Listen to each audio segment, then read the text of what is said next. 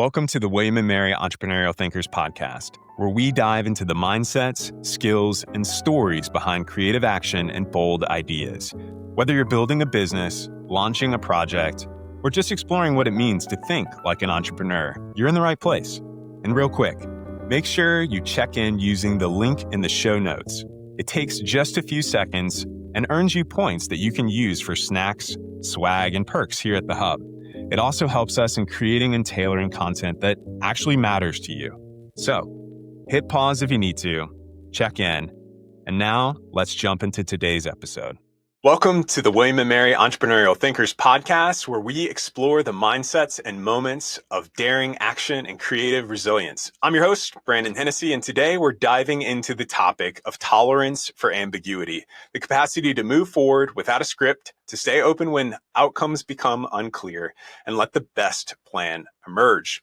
Our guest today is Dr. Gordon Chiu of PolyMath, who invented across science, education, health, and emotional well-being, from developing graphene-infused asphalt to launching new health products during the pandemic. Gordon's journey is a masterclass in navigating uncertainty.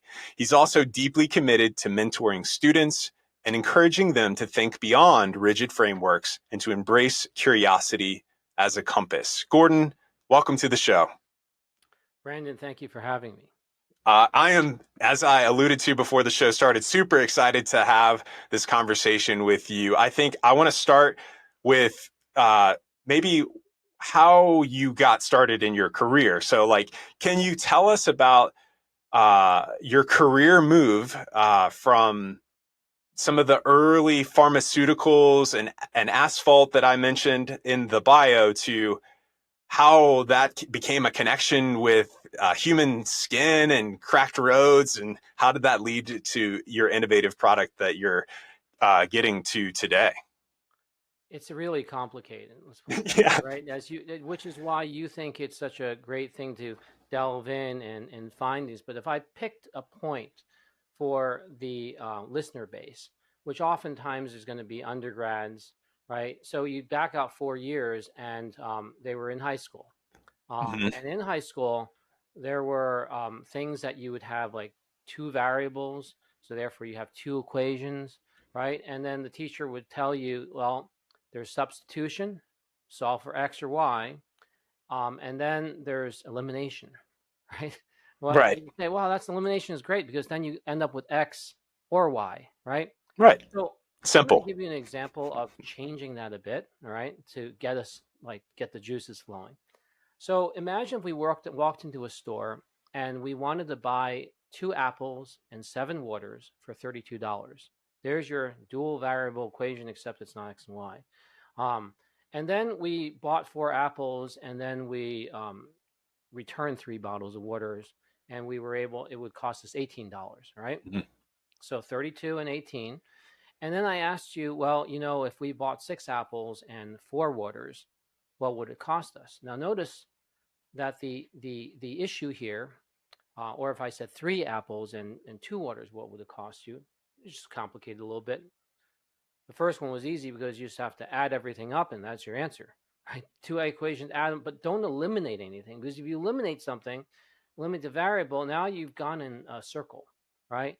The answer was buy everything, right? Buy it all. Do the first move, walk in the store, and you spent $32. And the second move is in the store, you return 3 waters, you do exactly what it says, costs you $18, and 32 plus 18 is really simple. It's $50, right? Mm-hmm. So of that $50, the question was, if it was 3 apples and 2 waters instead of initially 6 apples and 4 waters, it's a difference between $50 or $25, and all you had to do was divide by 2. But you wouldn't be able to see that using substitution or elimination. It was sent you in a tizzy. Now, right. How much of a tizzy? Well, if it was a fractional answer for the apples and the waters, how do you fractionate apples and waters, right? So that gets the example number 1 going. Another example would be, do you know the Pythagorean equation? A squared plus B squared is C squared. Yes. Right? That was the one thing that was really pushed on us academically. And then later on, it wasn't immediately like a cluster of sorts. It was like much later that you learned x squared plus y squared is equal to r squared, which is how you draw a circle.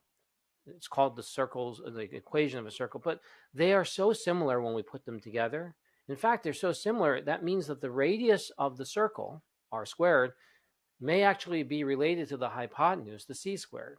And they are, because it is at any point on the circle that x and y are that x and y distance. It helps if the center of the circle is 0, 0, so you don't have to deal with anything. But if the circle were to move and other things, and so teaching it that way or looking at it that way or spending some moments. And then the third example, which is what I teach graduate students and people in the military and other things, executives, is go to that door.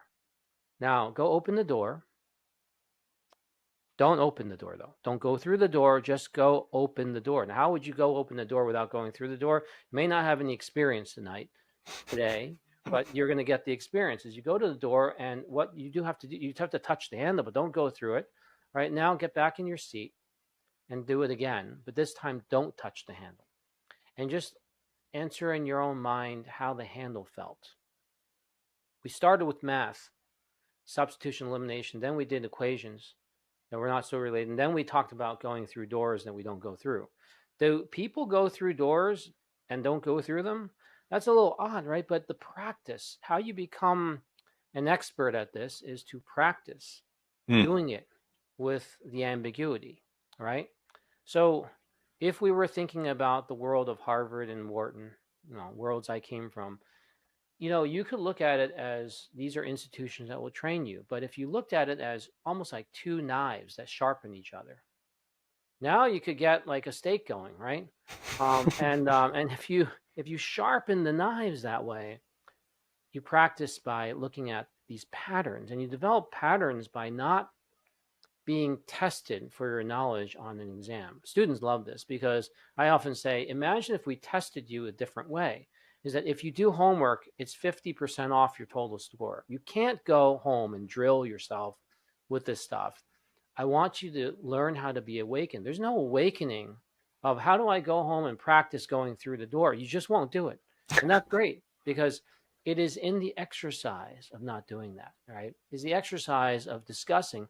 If you actually went in the store and bought things and some things you gave back and you had actual numbers of there, and I asked you for a pattern relationship between X and Y, solving for individually X or Y doesn't help you. It just puts you in a very long direction.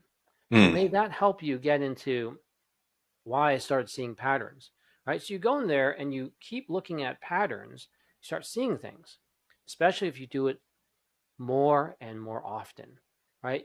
What will you learn from not going through a door?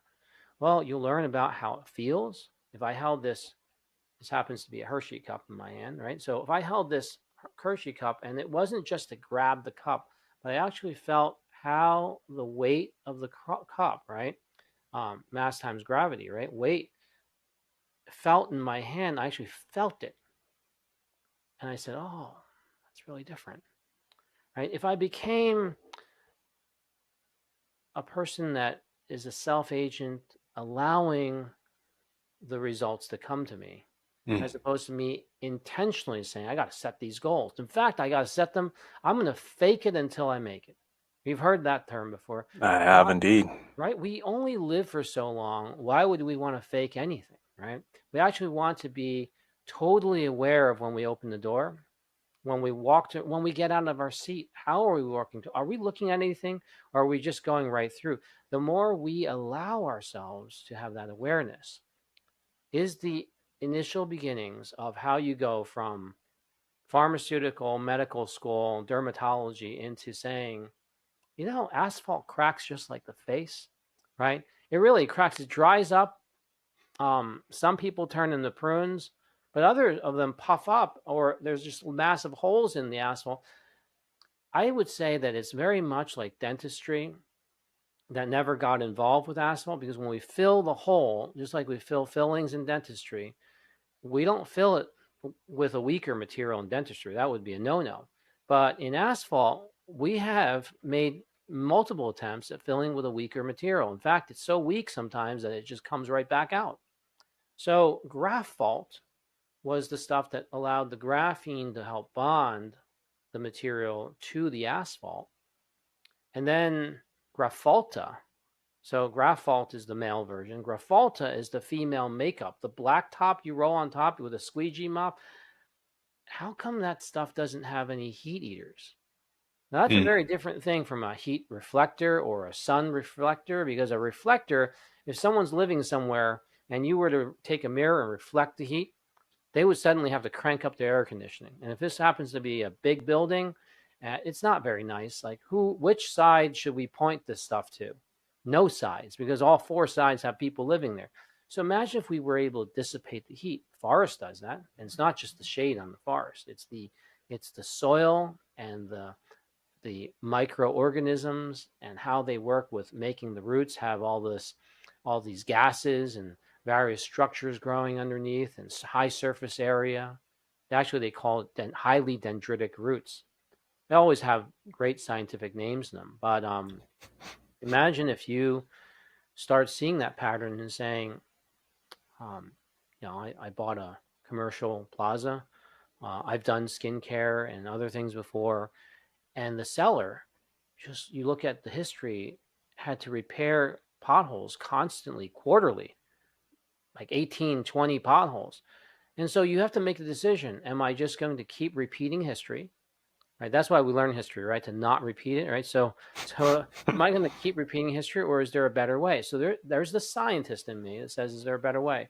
But the business person in me says, we have to have a better way. Otherwise, nothing's going to change. And so one sword sharpens the other. William sharpens Mary, and Mary sharpens William, right? You guys have William and Mary. So you got the sharpening is, don't let the box checking become your end game, right? Yeah, I think that's where, from the show notes that you had provided to me for frameworks and the rigidity of frameworks, how do you balance that with which you seem to have developed, which is this holistic mindset of how things connect, right? The applicability of one thing could have translational value to this other thing, and the way that they work and how they work or why they work. How did you develop that, Gordon?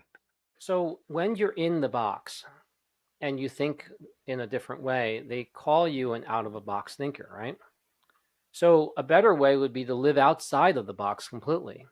And then now you're having to develop it, right? So one example would be when you're working at a company, or you're working in school, or you're working in high school even. So in universities and colleges, it's somewhat encouraged that we have to have teamwork, especially in the entrepreneurial platform. But in high school, you were punished, right? So they even have a term called cheating, right? Right. So then, and if you've ever played any video games, you I find have. out that one video game and all the points and all the skills you learn may not apply to the other video game, right? It just really, like Street Fighter and Pac-Man, like, and even like the different day that you play these games may not apply. So what you want to do in life is to find the stackability, right? And it is, and the ambiguity that it can be trained. Anything can be, like, anybody can train to tolerate ambiguity, but it's really uncomfortable, right? And if you like, retirement is an ambiguity kind of thing. But if you practice more, like, every time you get fired or lose something, you call it retirement. It was like, one is a direct retirement and the other one's an indirect retirement. So it was like either volunteer or voluntold, or just something happens, right? So if you're able to do that, right? And speaking is kind of that way, and playing piano can be that way, even though I don't play the piano. I teach piano playing to my daughters, and I tell them I don't play the piano, but I believe that you can do this. Like, you can actually connect with the piano so well that you don't need the sheet music. And I had said that to them, and they they took it to heart, right? And they then were able to compose and play by ear. And then to find a different reason of why to read the sheet music or write the sheet music is because maybe you're now encouraged and you want to read some of the things, or you want other people to read what you did, right? So now you're driven by a very different reason as opposed to, let me learn all the content for the test. And then hopefully something sticks, right? Well, think about statistically how many people who have, like algebra, the stuff I was talking about, has been around 2,000 years before Christ, right? And then, so now where are we? We're 2,000 years, 2,025 years after Christ. So that's about like 4,000 years. And we just keep having like measurements of who can score 100 on the test. And then when you think about the problems that we're facing in the world that are of great value, that pay you more than 100 an hour, right? $100 an hour, anybody hears it. Well, how do you do that? You just solve these major problems. In fact, if you look at any college application, right, the essay, big thing, right?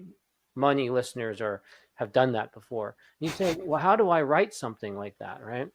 And you say, well, you can write it any which way you want, but if you want the reader to remember it, you may want to think about whether the dog chased your cat or was your cat chased by your dog, because it's not knowing what is the subject or the direct object of the verb, but thinking about, why are we doing this? Yeah, the relationship. Yeah.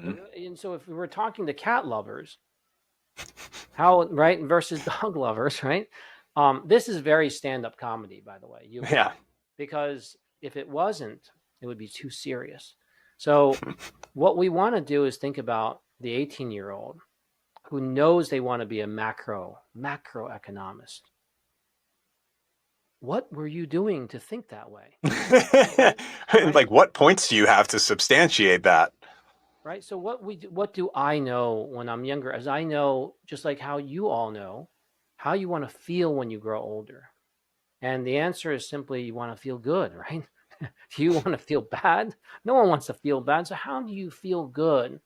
Well, you got to have time. You got to build businesses where the fun isn't squeezed out of the profits, right? And you got to be somewhat profitable in both the FA with the F profit and the PH, right, profit, right? In the sense that it's got to lead you to some legacy or impact. If it's just box checking, pretty soon the data shows us that it's not, the money doesn't lead to the happiness, right? The numbers don't work anymore, and then the job security becomes a drag every day. But if it's about impact, now that's different. We're going to save humanity. How we're going to save humanity? Well, maybe we'll save ourselves to have dignity at the end. Now, to be dignified, that's special. That's like, I think that's something that we don't think about as scientists or others, because we're simple people, right? And we just want to be able to work on our stuff. Well, that's actually a big ask, to be able to keep working on what dignifies you, right? What makes you feel good at the end, at the very end. And while you're getting there, you also want to feel good. You don't want to feel terrible. And then at the end, I'll just buy something to make myself feel good. Because then you might end up buying a timeshare or something, because that's how they sell you. You've been feeling bad for so long, right? And so allowing ourselves the ambiguity. One of the things in asphalt was, who needs this stuff? Person filling the potholes certainly wouldn't like this very much, right? So, but the governor might like this. The cities and town planning, the people might like this, because they get hit by potholes. And then when they run into the potholes, they wonder who pays for the car damage. So when you did the accounting for the potholes, it's one calculation, how to fill the pothole, but the damage it causes. And potholes are unlike the, like marketing or sales tactics. They don't tell you, hey, I've been fixed, come back, right? Once you get hurt by a pothole, they're there. You probably go shop somewhere else for your groceries or other things. And so the tenants mind that too, and landlords and other things. So my answer is really grouping the people who become your cheerleaders, right? And the governor's different because the governor says, why only potholes? The governor will say, how about all the roads, right? Because that's what many campaigns around. So you start looking at, where is my source of superpower in the ambiguity, right? You don't go to the crowd that says, oh, you suck, you're terrible, right? There, you always have those people there, the naysayers, right?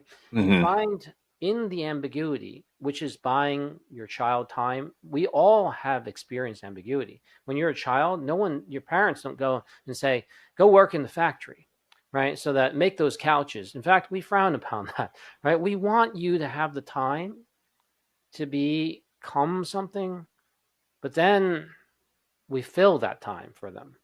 How do we fill it? With baseball, oh, maybe football, maybe other things. And soon, it's been done many, many times before, soon you find out, where did all the time go, right? Learn to become tolerant of the ambiguity.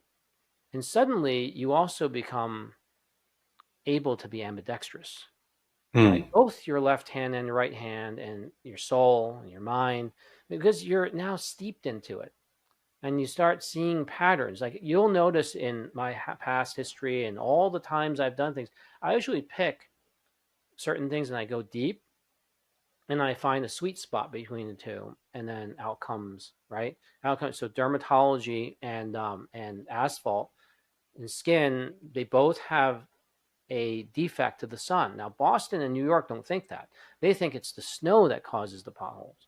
But the research shows you the snow does affect it, but Texas and California don't get any snow, and they have potholes. So the asphalt might not be able to tolerate that, and so that's why there's a paper that we published out there, and what the paper talks about is the sky isn't falling, the sky has fallen. So you read the paper, right? You get stimulated by the sky has fallen, and they say, what do we do? Well, if you do nothing, we get 50 million a year of potholes. We actually count them in this country. Other countries don't count them. But that number is going to grow. And imagine if you were able to, now these days with AI and Harvard with AI, right? And they talk about large language models. Well, I came up with a large asphalt language model.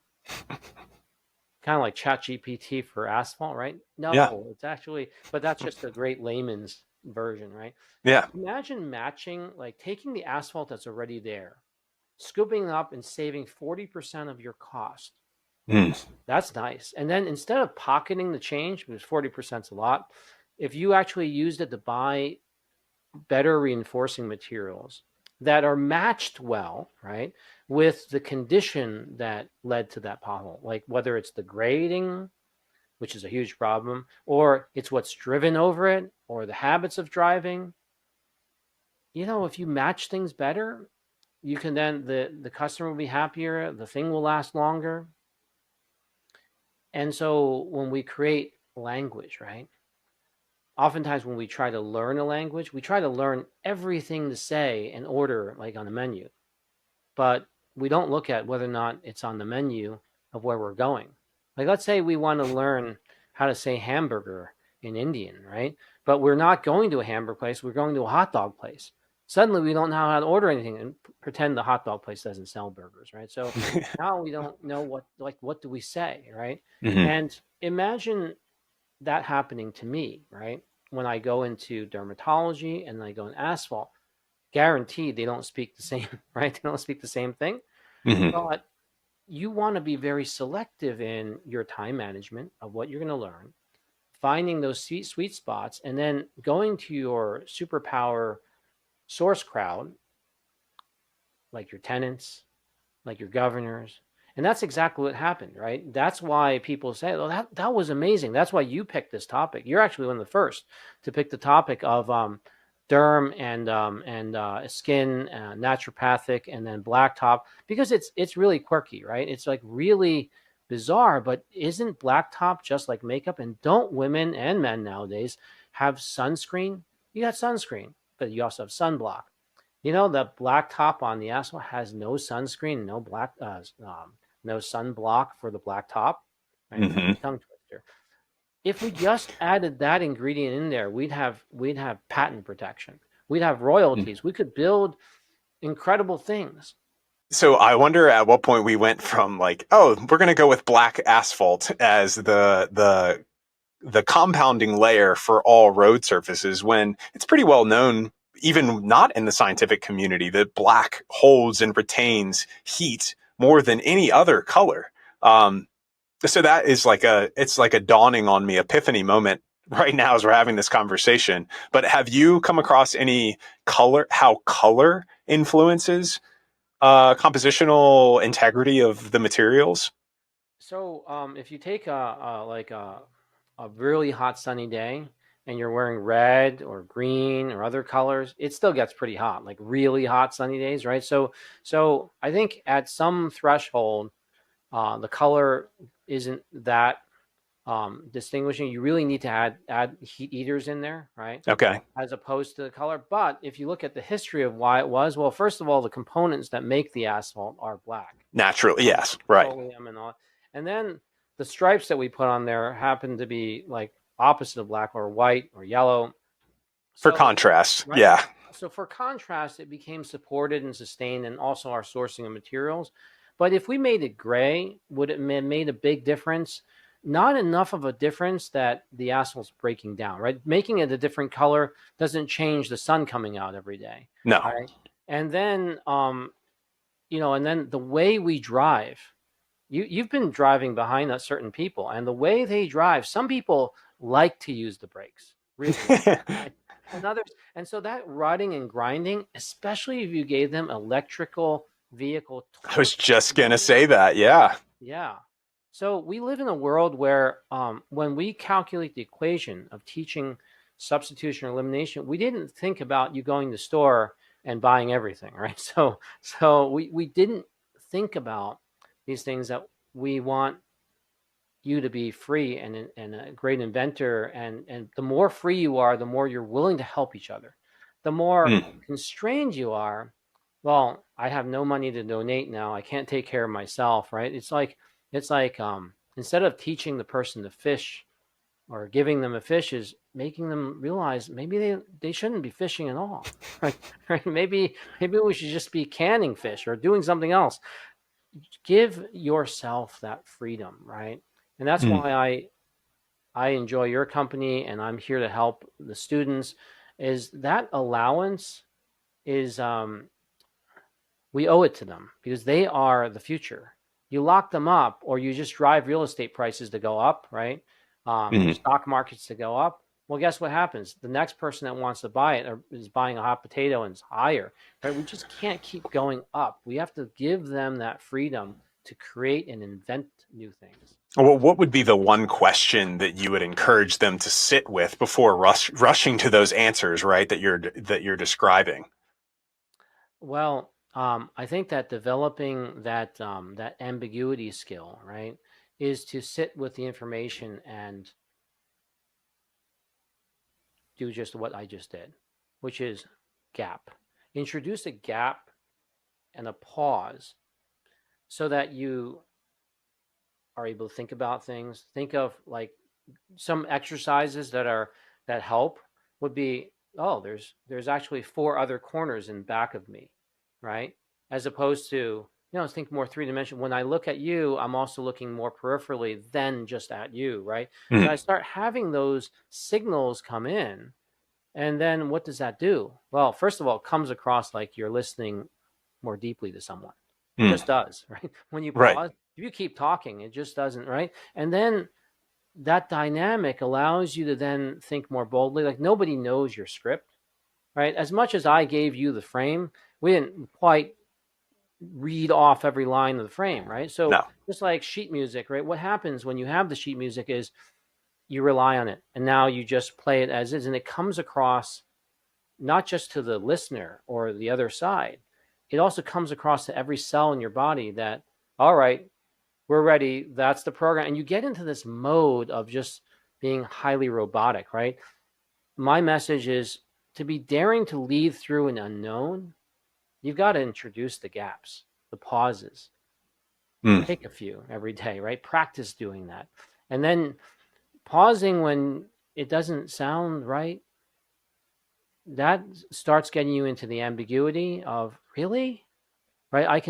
It's not just speaking slower, right? Because then people just make it very monotone and so on. It's introducing the gaps, and during the gaps, think, right? Think about things. Awesome. Well, Gordon, I think that's what we have time for today. I just want to thank you so much for sharing your stories, your insights, your depth of knowledge. I think that there will be future conversations that we can have to really dive even deeper and check out some other topics to explore. I want to say that, like, you have a very interesting way of thinking about ambiguity, not just as like this obstacle, but like it's also an invitation, right? Like to be sitting in it, and it's a powerful reminder that sometimes not knowing is just as helpful for breakthroughs and innovative thought. So now you're summarizing that ambiguity is really a signal. Yes. Not a fear that you should. It's not a No. noise, right? Ambiguity is a signal, not of failure, by the way, but of possibilities, right? And that's, you have to hone that skill and the ability to appreciate, oh, I want it to be ambiguous, right? I want that. Right. Awesome. Well, Gordon, thank you. For our listeners who want to check out some of Gordon's work, you can find them in the link episode description for this episode. This is William and Mary Entrepreneurial Thinkers, and we'll see you next time. Thanks, Gordon. Thank you, Brandon.